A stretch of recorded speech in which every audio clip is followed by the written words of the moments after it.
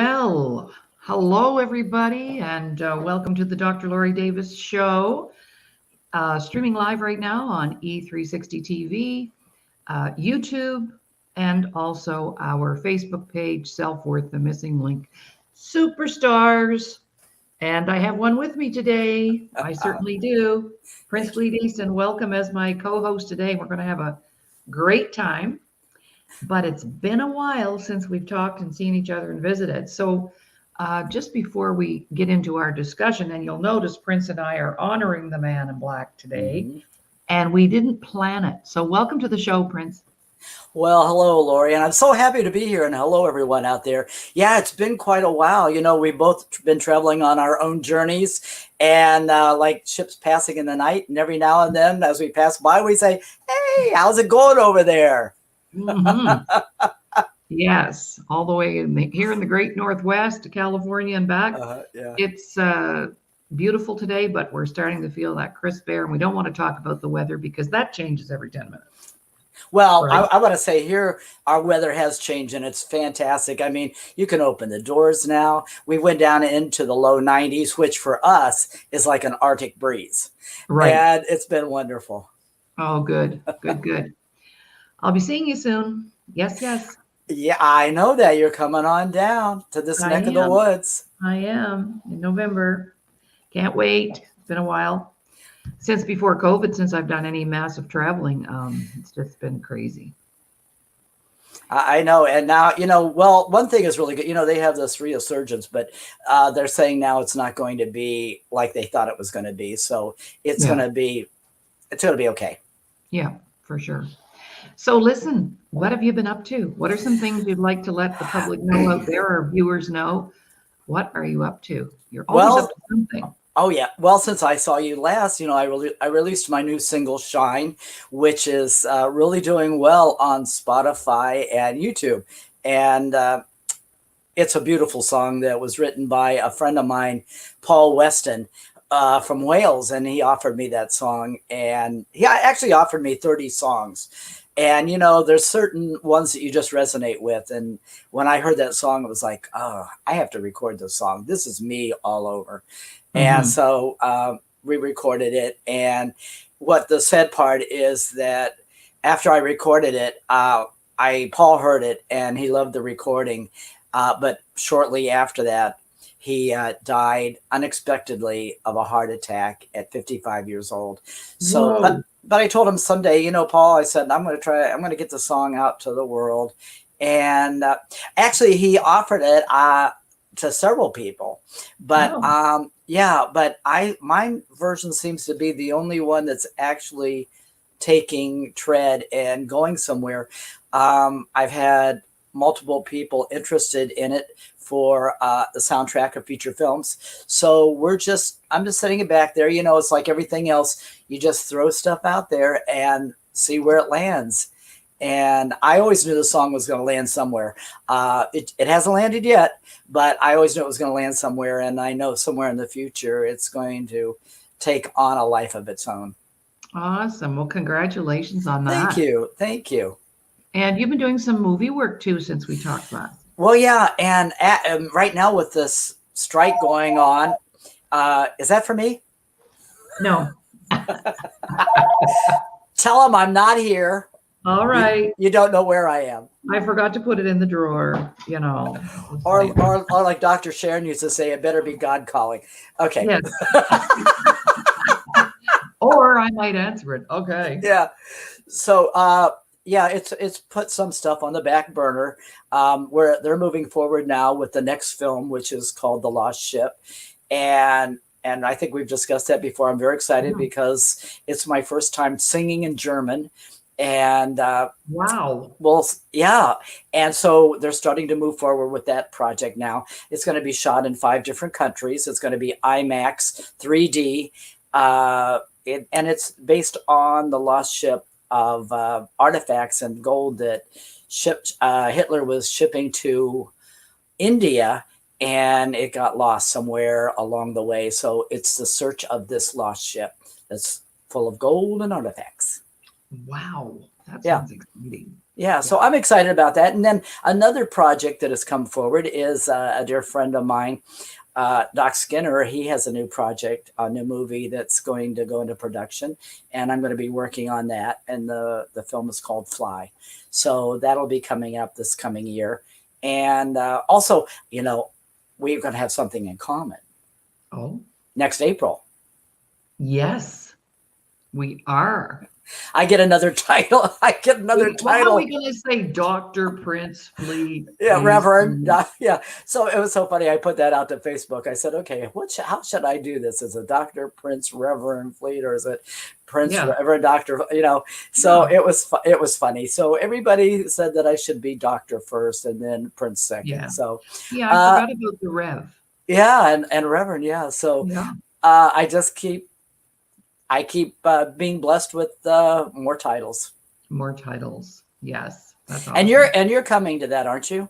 In April? Are you coming down Yes, for that? I will definitely be there because I was unable to attend our convocation, which was held in Atlanta in May, because I was evacuated due to the wildfires. That's right.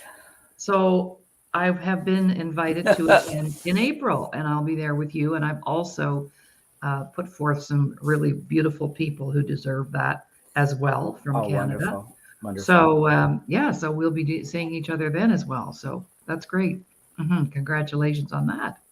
Now I see that you're talking about Sylvia. Sylvia's coming down. Is Sylvia coming down for the event also in November? Well, I'm hoping. Okay. No, not in November. No. Oh, okay.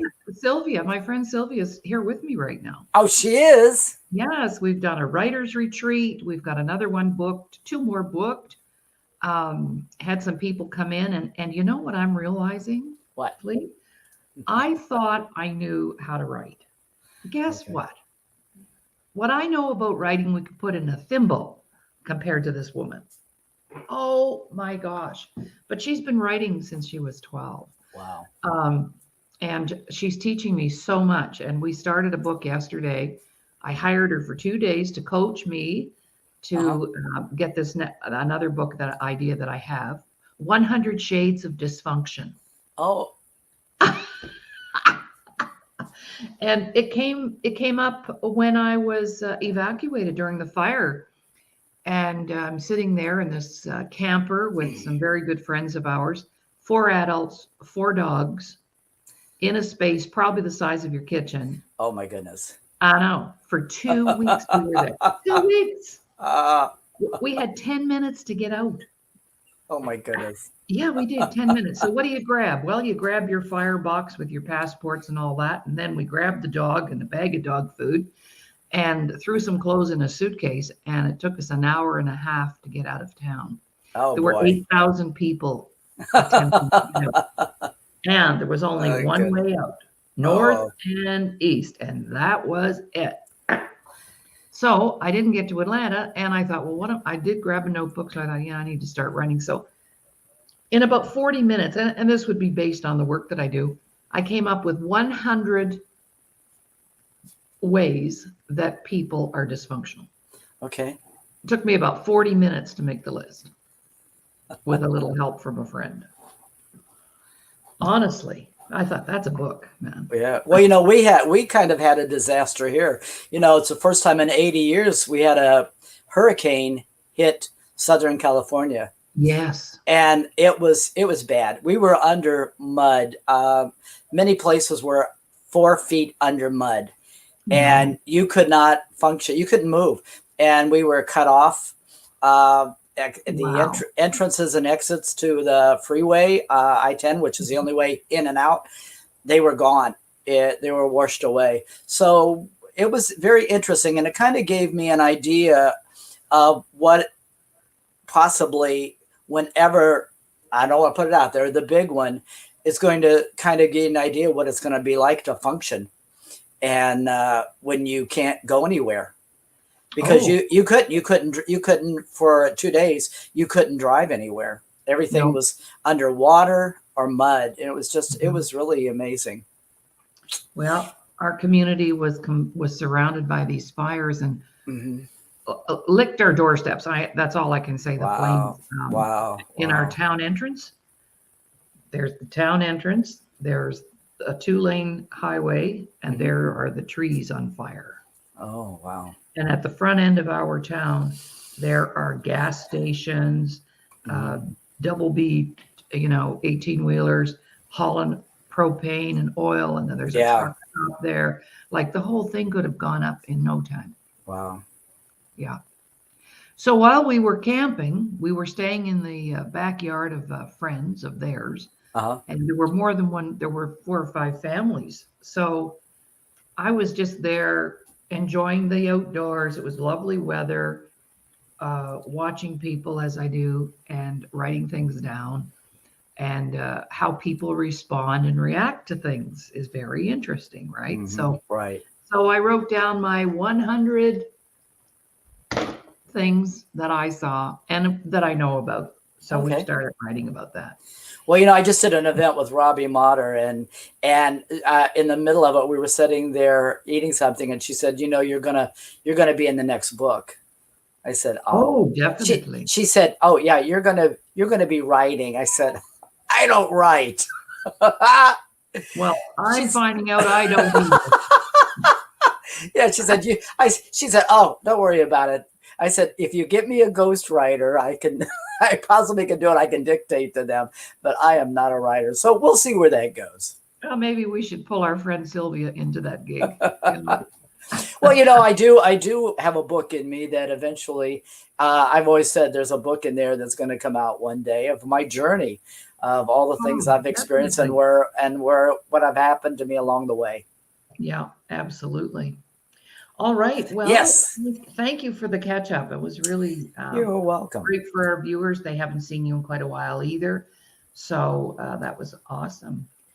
All right. Well, we're going to talk about the man in black today. Yes. And that could be you. So, yeah, we could say Yep. the man in black. Well, here you are. Like we can do I fell into a burning ring of fire. I went down, down, down, and the flames came higher. That's because they were right in Laurie's neighborhood. The flames were coming higher. That is correct. See how I put that around in a circle and brought it back? Yeah, I love it. I love it. That's what I love about you. And that's why we always have great conversations. Because I actually get you.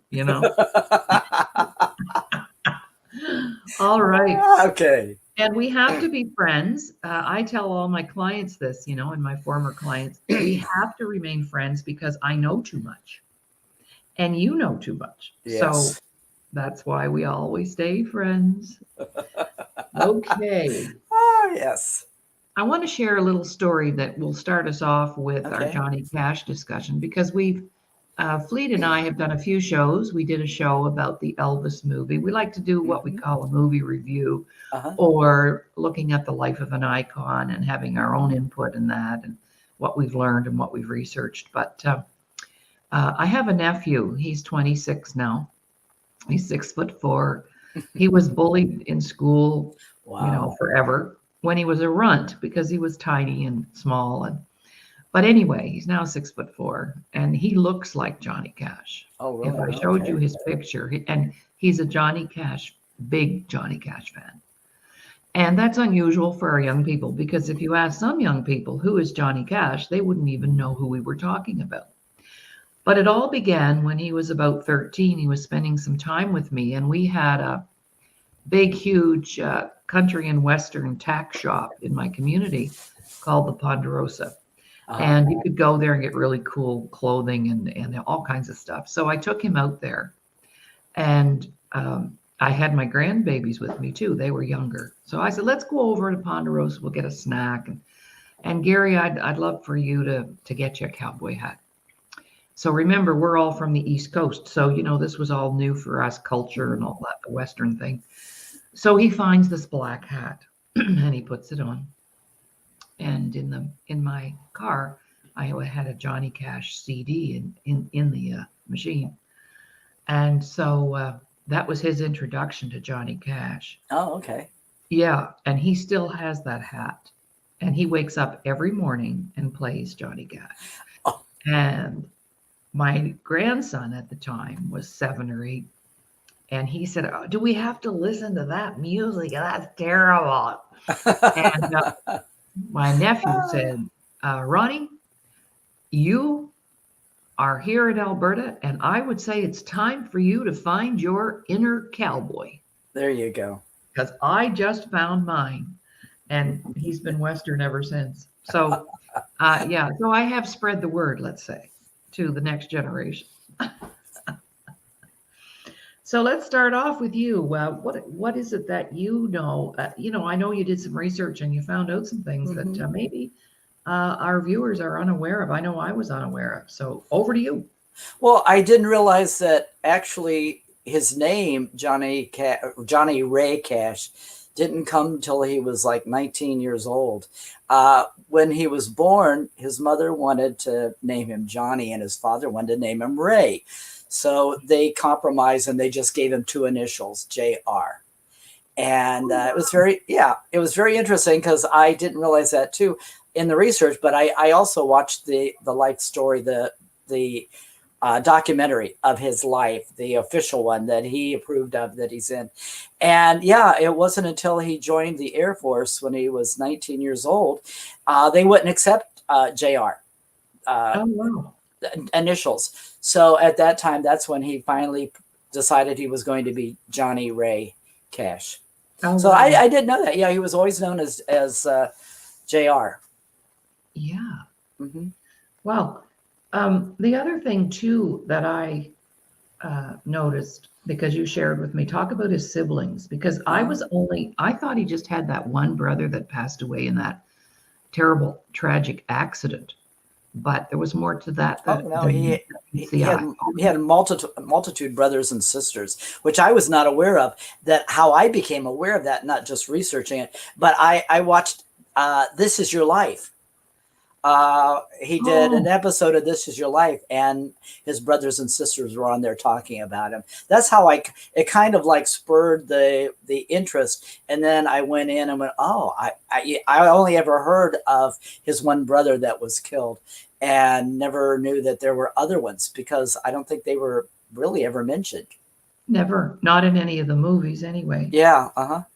And after you and I decided this is who we would like to talk about, I just put on an old, channel that shows old movies, and here was this detective story, murder, crime, and here's Johnny Cash playing the role of the detective.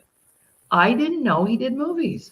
Yeah, and his wife, his second wife, June Carter, that was always her aspiration. She was a singer, the Carter family, which is royalty in the country music, because they were the first ones that were doing recorded country music back in the 20s and 30s. Wow. And she always wanted to be an actress. And she left for about 8 years. She left singing and went to New York and studied for 2 years and did a lot of acting and then came back to singing. But that was something that was one of her passions. Like she said, I've always been a comedian on stage. So it was a logical step to just move on to do acting. And I guess she got very good reviews. And that did come out when they did the movie Walk the Line, because Reese Witherspoon was funny on that stage, always teasing and telling jokes and entertaining. That came out loudly and clearly when she did several dramatic roles too during her time as acting. Mm-hmm. Oh, wow. Didn't know that. I'm going to just keep going. Wow, wow, wow. I didn't know that. But you know what really I wanted to bring up was, since I'm an ordained minister now and we've done so much self-worth talking and classes and all, I kept thinking, okay, everybody has a story. And we are a product of our story and the stories that we tell ourselves. And I felt a sadness to a certain degree of his life, his family and stuff. I mean, if you look into a lot of celebrities and stuff, there's a lot of dysfunction going on.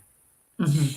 And like with his father, the first thing I thought was, okay, what issues was he dealing with that he responded to Johnny in the way that he did, because we can only give what we have, and what we know.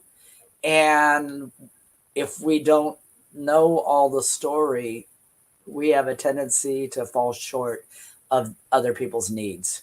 And that's what I just kept thinking, how sad. But it to a degree, it made him who he was.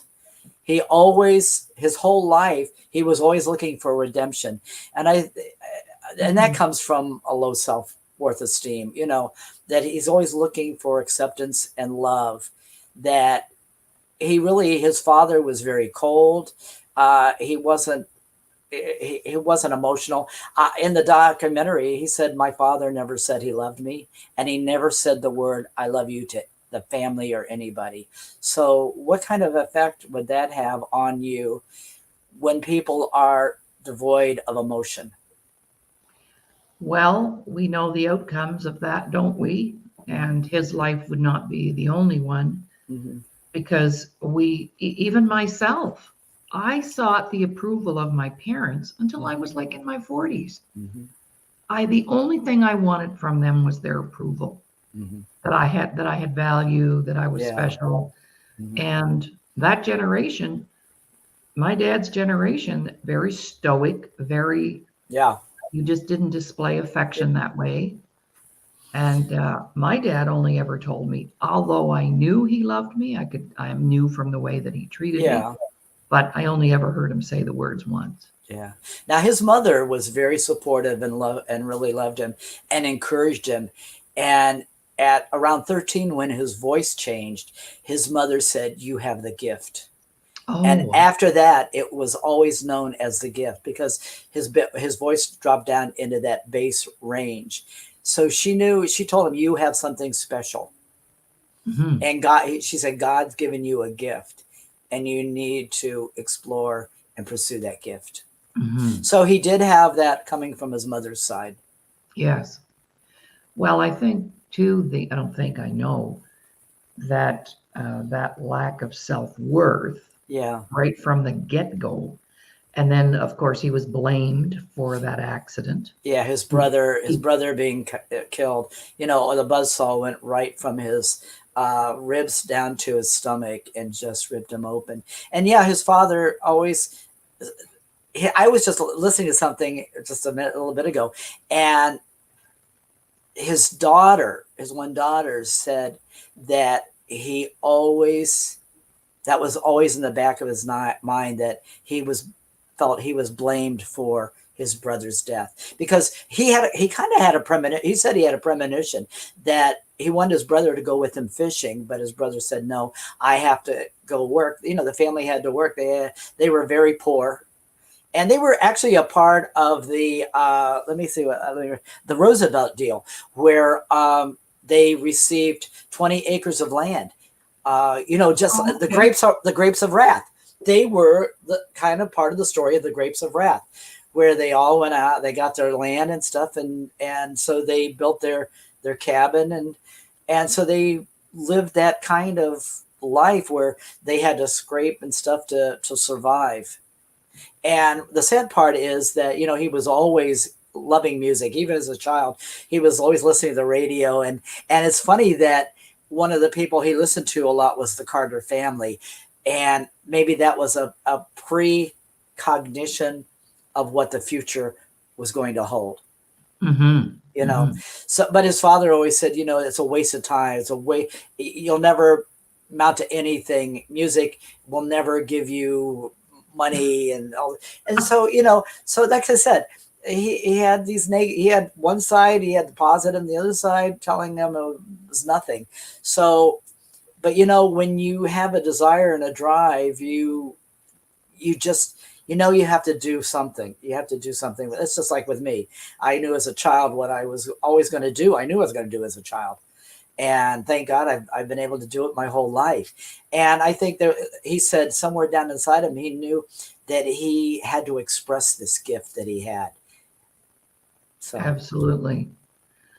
And he was always for the underdog. Well, I think that has to go with the self-worth, don't you think? Yes. that, yeah, he was always champing. You know, we say and do the things that we need to learn the most ourselves. Right. When we tell other people how to do something, we're actually talking to ourselves. Absolutely. And I think that's what it was. He was championing those people that were the same as him, and he couldn't help himself, but he was trying to help other people. He was trying to help them. Right. He wrote a song about that. I wear the Mhm. black, you know, why he wore black. I wear the Yeah, black for. yeah, And then it's all the marginalized right, communities that he talks about, right? right. Yes. And that self-worth deal, if we don't take care of it and fix Hmm. it and repair Hmm. it. By the way, I had a major compliment paid to me.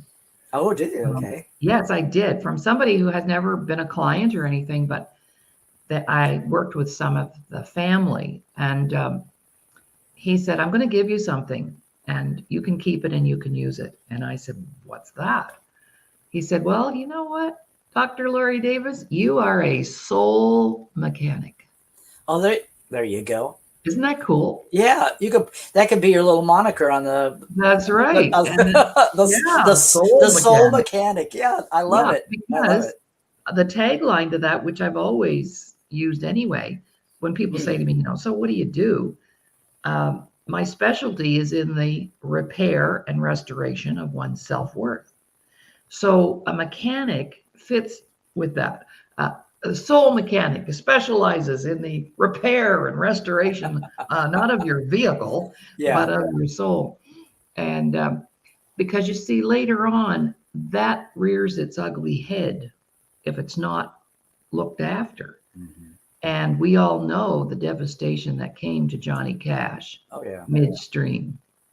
And I don't think he's alone in that.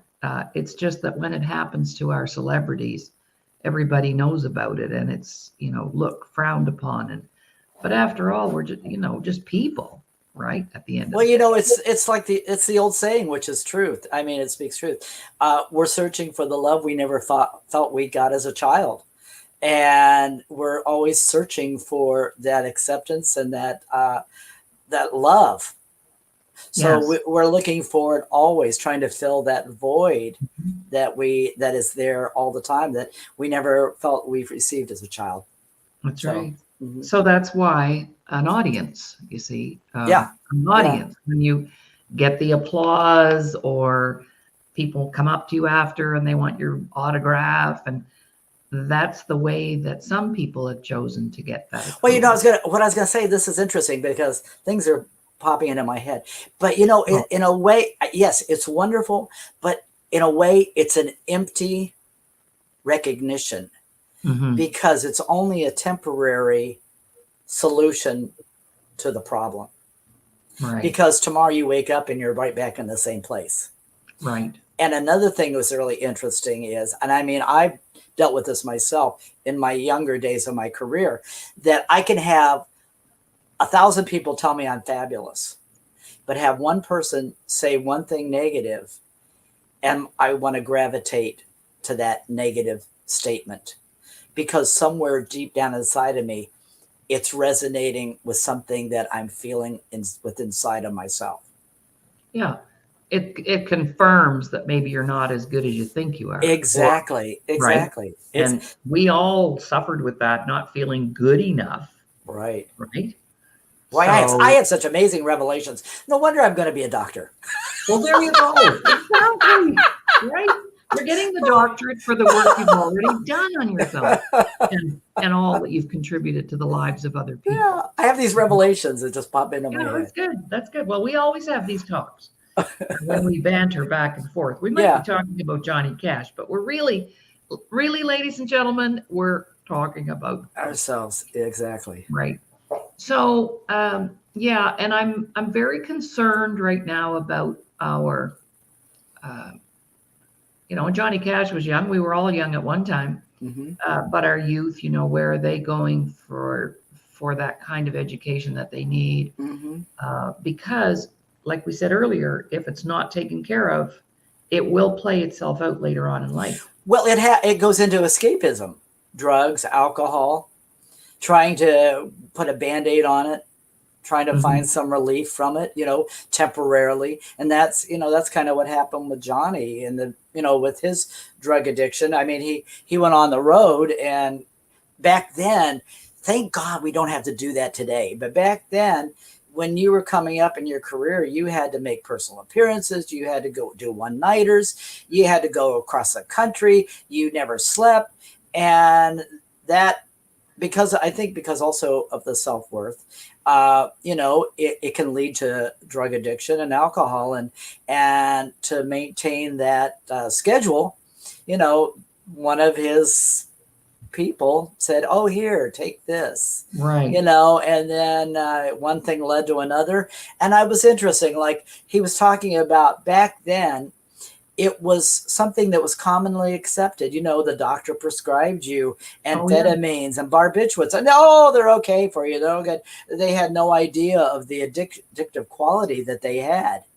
And it led to a lot of problems in his life. And like I said, I think eventually what it did was it helped him escape his self-worth. Yeah. He could numb himself and not have to think or do anything. Mm-hmm. So it was an escapism, but it caused a lot of problems. I mean, it banned him from the Grand Ole Opry. He went Oh, on. I didn't know about that. Yeah, he went on stage. He was out of it.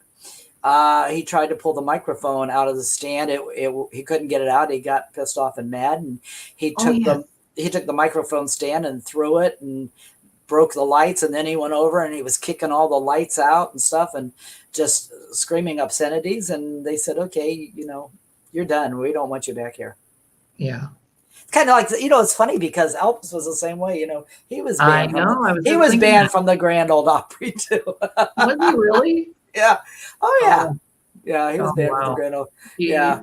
There's another wow. They thought he was too obscene. Okay. Isn't that funny that just shaking your hips back and forth? Now, I mean, it's nothing, but back then it was a mortal sin. Oh yeah. It was suggestive. Right. Yeah, Heaven forbid. And I always get a kick out of that because how do people who judge or or uncomfortable or whatever, Yeah. how did you get here? Somebody that really well did something kind of bad, and then you got here. Well, what's funny is that what issue are they dealing with? There you go. What subconscious issue are they dealing with that's causing them to have these emotions or ideas that that's making them uncomfortable? So, there's something within them that is going on that they're trying to deal with themselves. Totally. I know this like eating lunch. Right? I know. I'm speaking to preaching to the choir, but the people out there, our viewers need to hear. Yeah, they need to know what's done. Yeah, they need to hear it from somebody else besides me. But it really has. It's really effective. Since I did the self-worth classes with you, the first thing I do when something arises, that's the first thing. Okay, what is triggering this? And what is the self-worth underlying issue that's causing this person or whatever to react in this way? And I do it now automatic. It's just automatically. The first thing that popped in, oh, okay. Well, what issues are they dealing with? Mm-hmm. Yes, because when you struggle with that lack of self-worth, we take things personally. Mm-hmm. And we get offended quite a bit. And that was my last hurdle to jump over. Oh, yeah. Not to be offended, because whatever bad behavior or bad mouthing or bad whatever someone else is doing, it has nothing to do with me. Right. Well, I wish I'd have known that earlier in my career. Then I wouldn't have to carry so much baggage and anger. Now it's just like, whatever. Yeah, exactly. That's good. That's good to hear. That's great feedback. Yeah. Because that's been a while since we did that. Yeah, it's been a couple years now. Yeah. So I did see in a hard copy book Johnny's story. Uh-huh. that in his last days, his first wife, Vivian, paid him a visit. Were you aware of Yes. that? Can you tell Yes. us Mhm. more about that? Yeah. Well, I think it's like maturity. You get to a place in life where you let go and forgive. You can't change what the past was. And I want to add something that's really interesting because Vivian was a woman of color. And that's very interesting for Oh, back in the 50s, and she never really would acknowledge it, but she kind of said she was Italian. And right. so no one ever questioned it. So I think it's what I think is very interesting that the public was so accepting, but they didn't know. But that they had this relationship, and it wasn't an issue. But it wasn't an issue because they didn't know the truth of what was really going on. So, you know, she was so supportive and stuff in the very beginning and stuff, and the as well, it's like with all of us, there's a price you pay when you're in show business. It takes up a big part of your life. And he even said later in life, he says, I regret that I didn't spend time with my family. I never saw them. uh, the drive for success and doing what I do was greater than my love for my family, and he regretted it. And yeah, and she finally forgave him for all the things that he had put the family through. Hmm. And that's really, that's really, what's the word I'm searching? That's very cathartic, because when you can release and let go of all that anger, because it's another old adage, it's like you take poison and you expect the other person to die. Well, you've got to resolve within yourself that it's you that has to let go and change. Hmm. And she did. Hmm. She was there for him at the end, and I thought that was very wonderful. Hmm. And he and June, I think about that relationship, how Hmm. they, if the movie Walk the Line was accurate Uh-huh. about how they met and they were traveling together and Yes. Well, he did. He had them a part of his show. That when she came into the show, he said, I think I liked her a little more than I should have.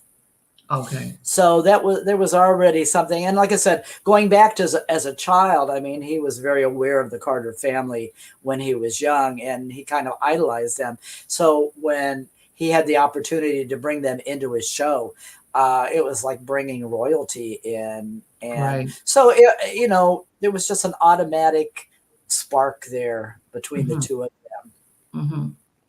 Mhm. really, that turned his life around. Yeah, she was really, well, he was still having drug issues, but she gave him an ultimatum. Hmm. It was like, you've got to stop this or else, Yeah, I'm done. I'm done. I'm leaving. right. And she did leave, I think. Yeah. Hmm. At one point, she went back to her family, and Yes. Yes. mhm, and then he came looking for her. Yeah, that's a love story, really. Oh yeah. Oh yeah. You could tell the love that was there between them. I mean, Between. it transcends television. It transcends stage. I mean, you can feel an authentic honesty there Hmm. between the two of them. Hmm. And you can see the love, like looking like how you idolize somebody. I mean, just that look in your eyes. Because if you Hmm. ever watch them perform, the way she would stand there and just look at him, you can see the love Right. coming out of her eyes. You're giving me goosebumps.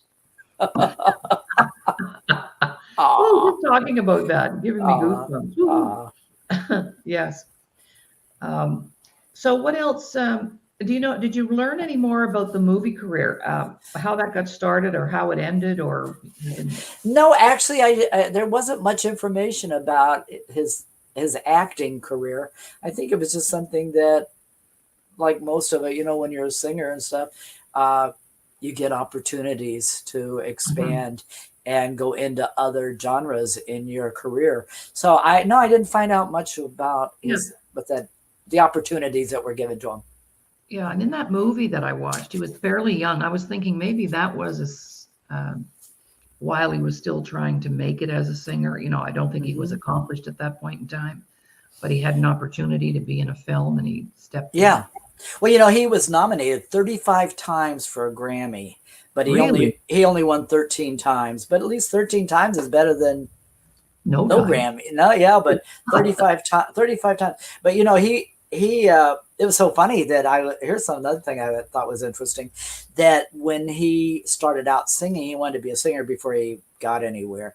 Uh, he would go watch Elvis. Whenever Elvis would come to town, Oh, he yes. would go watch Elvis's shows, and eventually, there's another thing.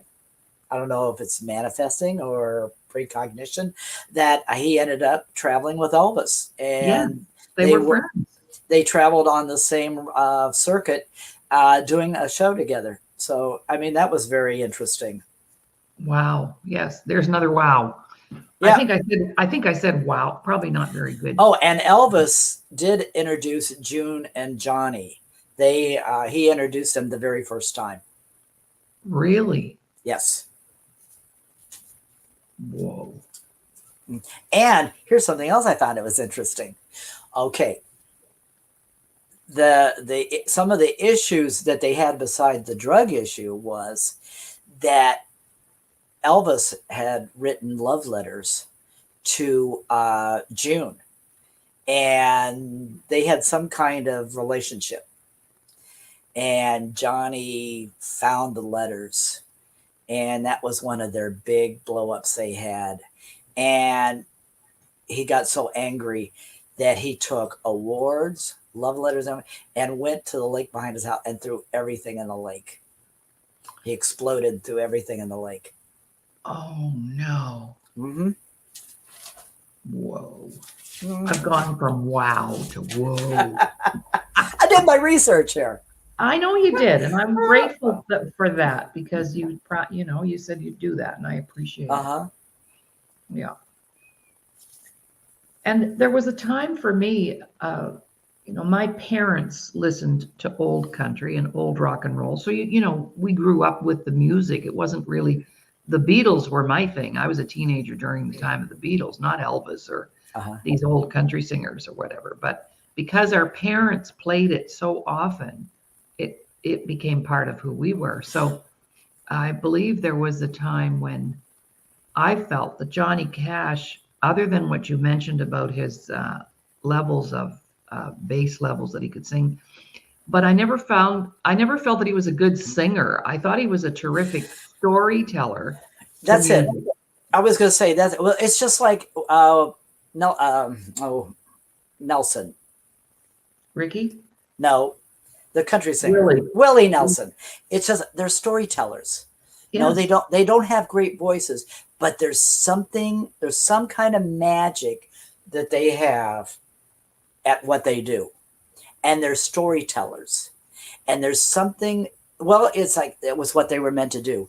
There's something that they had special, that they were able to do this and convey and have people love what they do. They were able to touch people in, well, still, I'm not going to say Willie's, I'm saying there's something in them that they have the ability to touch emotions in people, that people, it transcends their singing ability. Hmm. Well, they said the same thing about Hank Williams Yeah, it's a Sr. message. It's a He message. couldn't They're sing. delivering a message. That's They're right. delivering a message that resonates with the general public. That's right. It touches people's hearts. So they Mhm. were saying, that Hank Williams Sr. and Johnny Cash, all these guys, uh, the audience is in tears, Yeah. right? Well, So it goes back to me. Like I said, when I sing certain songs and people in the audience are crying, I know I've done my job because I'm conveying something that they're responding to. yeah, I'm and touching an emotion in them that they're responding to, that possibly needs to be expressed. yes. Well, that's what people connect with. And when we watch a movie, a sad movie, or we think it's sad and we're crying or we're shedding Oh tears, no, it's not about the movie. That's us connecting with something in there that we didn't fix or change or repair or exactly. heal. Yeah. Heal. Right. Well, it's just like, all my family, we've discussed this, all my family, have passed and stuff. And there's things that I can watch or hear a song or a movie and it triggers something within me. Yes. And it brings back memories. Exactly. It brings back emotions.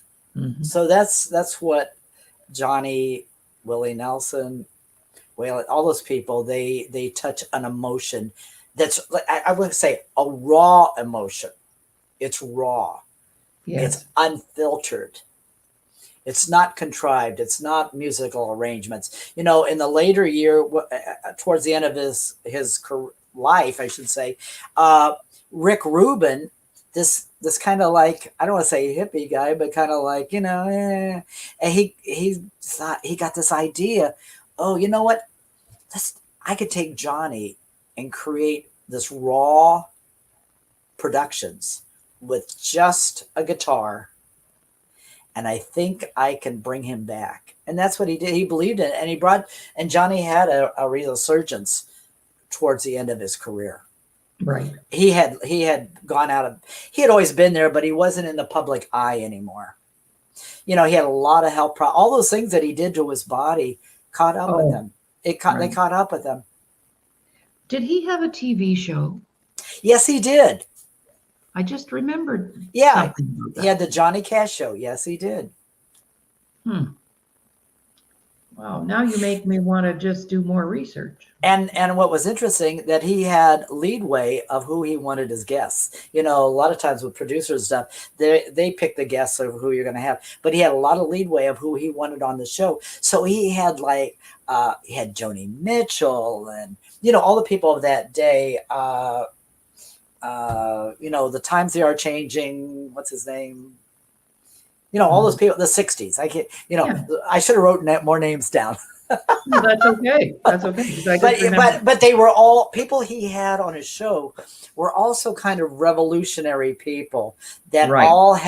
they all had a voice of consciousness about what was going on in society. Right. They weren't just fluffy singers that came on and sang. They were all activists in some way. They had a cause. Yeah, they had a cause. Hmm. And I think, and circling back to what we're saying, and they got very involved with the Native Americans, Hmm. and so he was a champion for the underdog.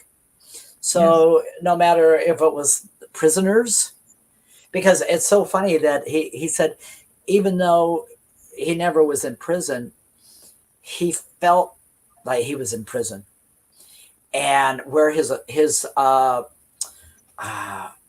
affection for that came, if that's the word I can use. I'm not sure what word to use, but while he was in the army, he felt like he was in prison, Mm.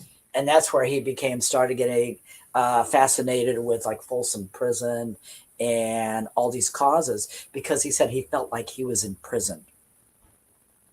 Well, also too, that was where he started to have his big comeback, and his producers were saying, we can't, that's not never going to happen from a prison." Yeah, yeah. Well, he was determined. He was, they weren't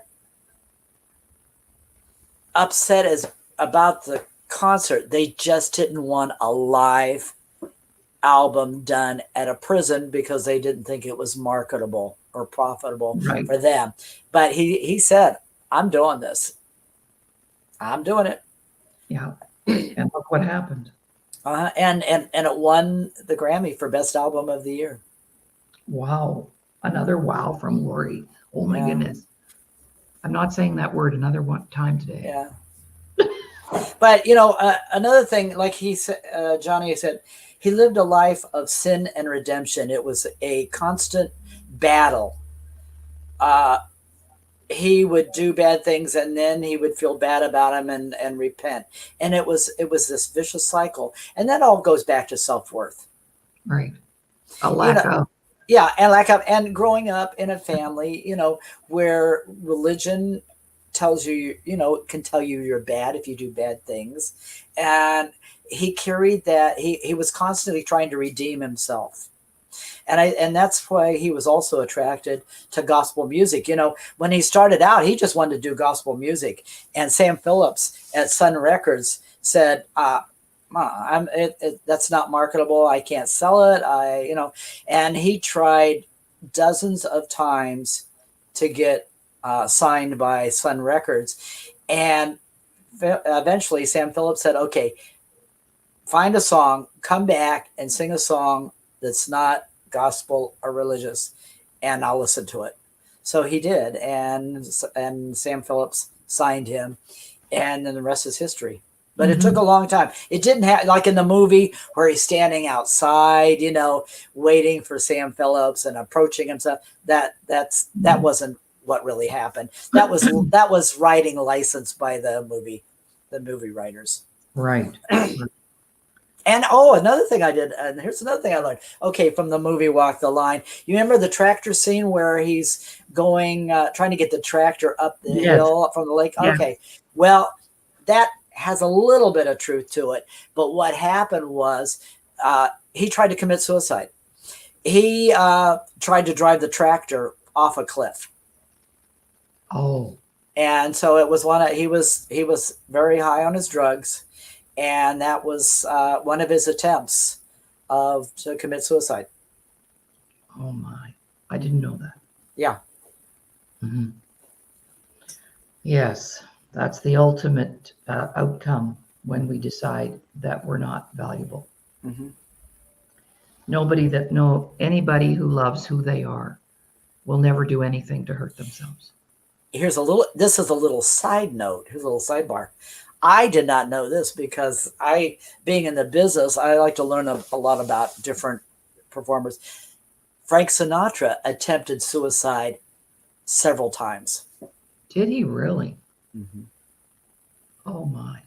Mm-hmm. Yeah. Oh, there'd be more. That's what we know, but there's a lot more that we don't know. Oh yeah. But I thought that was very interesting. A man of that caliber and that career that he had, there goes back to a self-worth, probably somewhere in there and that's probably why he compensated by trying to be a tough guy. He was covering up the insecurities that he felt inside. Totally. Mm-hmm. Easy now for us to see that, right? Yeah. Mm-hmm. But there are lots of people out there that don't see it yet, so we've got lots of work to do. Right? Yeah, exactly. So we've got about 3 minutes. Okay. Was this not the fastest hour of the day? It's so funny because I did research last week and I kind of went through a review this morning and stuff, and I kept thinking, oh my God, what am I gonna talk about? Am I gonna remember all the information that is in my Rolodex somewhere? But I guess we did. Oh yeah. Well, you and I don't have any trouble filling an hour for sure between the two of us. So yes, I was having little things go off for me as you were talking too that I didn't know and that I remembered, and now I'm going, oh yeah, that's right. But so I hope our viewers have enjoyed our presentation today. That we call it our movie review, our icon review, whatever kind of review you want to call it, but just having a discussion about people that have impacted our lives and made a difference for us in one way or another. Johnny Cash changed my nephew's life, and he doesn't even know that. Johnny, I mean, but he did. He impacted my nephew in a very big way. And actually, we had a wedding in the family last weekend, and I had a dance with my nephew, and I swear to gosh, I thought I was dancing with Johnny Cash. He looks just like him. He's got that black hair, Oh, yeah. Yeah. I was going to say I just want to add one more thing about the song Ring of Fire was written by June Carter. And that was written before, it was written before Johnny came along. She had written it for her sister who had recorded it, and it never really went anywhere and didn't become a success. And then Johnny got the idea to add the mariachi horns, and it just went off. Yeah. Took off. Wow. Well, I want to thank you so much today. My word for today is wow. And I'm going to not use it anymore today unless something spectacular happens. And then I'll have to go, wow. Wow. Wow. Well, I want to thank Sylvia for commenting and saying what a fantastic job, an amazing job she thought we did today. Thank you so much, Sylvia. Yes. Well, Sylvia's in my suite right now. She is. She's watching in her own suite. She has her own suite. And she's watching us on the big screen TV. Oh my gosh. Because YouTube streams us as well, right? So people who have the YouTube app on their television can go in and see the shows on the big screen. So we were on the big screen this morning. Oh, wonderful. Yeah, right. Big screen. I know. Well, thank you so much. You've been listening and watching the Dr. Laurie Davis Show. And today, my very special friend and guest, Prince Fleet Easton, here to talk about celebrities. I love all that. Have been a buff for many years. And you are a celebrity as well. Oh, and I treasure and value our relationship. And I want to thank you so much for taking time out of your busy schedule to be here today. Well, thank you so much. And it's been wonderful. And I look forward to many more wonderful times together. And thank everyone out there for tuning in today, because I have had a blast. I hope you have too. Yes. Thanks so much. So let's say goodbye. We'll be back on the air on Monday. The Royal Wave. You bet. Okay. Oh, yes. Sylvia, fantastic show about an amazing special man, Johnny Cash. Thank you. Thank you, Sylvia, for your comments. Bye for now, everyone. Bye-bye.